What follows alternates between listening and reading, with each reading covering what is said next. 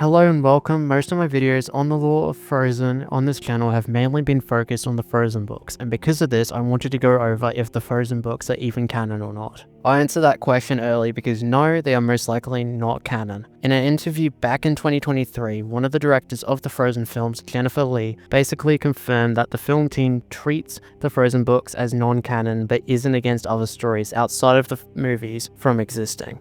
The Frozen books also tend to contradict themselves and the movies quite a lot too. For example, getting the characters' ages wrong, or the characters stating something that doesn't make sense with the other books, like Anna and Elsa stating in All Is Found that Anna had never been on a big ship since their parents had died out at sea, despite in other comics and picture books, Anna being on a ship. So then, with the Frozen books being inconsistent and non-canon, why do I still cover the books at all then? I cover the books because they further expand on Frozen's world and characters quite a lot beyond the films. For example, they showcase things like how Elsa ruled Arendelle between Frozen 1 and 2, different kingdoms around Arendelle, and events set before and in between the movies, like how Anna and Elsa's parents met.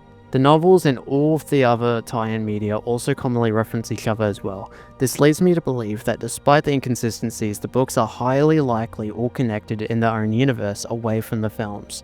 Kind of like the expanded universe that Star Wars had in its books before Disney bought it. I believe that the Frozen films are canon to the books, but the books are not canon to the movies. That means that when Frozen 3 and 4 are released, they will not reference or mention any content from the books. However, Frozen 3 and 4 tie-in books may reference stories that were published before Frozen 3 and 4 were released. Even though the Frozen books have a lot of inconsistencies, they also have a lot of connections to each other. Luckily, most of the inconsistencies in the books are quite minor, like a character saying something weird like the Anna ship thing from earlier.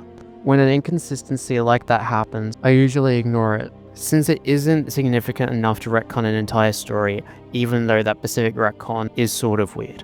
When an inconsistency is major enough where an event is described differently in two different books, like how Kristoff meeting Sven is different in the comic book story The Hero of Finn, and in the book Lost Legends The Fixer-Upper, I just sort of treat it as they both can be canon to the books, since the events are similar enough, and I usually just sort of combine elements of the two books to reach what actually happened. Even the Frozen on-screen media have small weird inconsistencies, like how in Frozen Fever, which is set a year after Frozen 1, Olaf states that he can't read during that short. I can't read or spell. Then in the Christmas special, Olaf's Frozen Adventure, which is set the same year Frozen 1 is, Olaf is somehow writing on a notepad. Olaf could have been scribbling nonsense on the notepad, so that maybe is how that inconsistency makes sense. Overall, that's mainly why I cover the Frozen books. Some of my favorite Frozen stories are in the books and comics, and if the Frozen books didn't exist, I probably wouldn't have covered Frozen on this channel. Thanks for watching.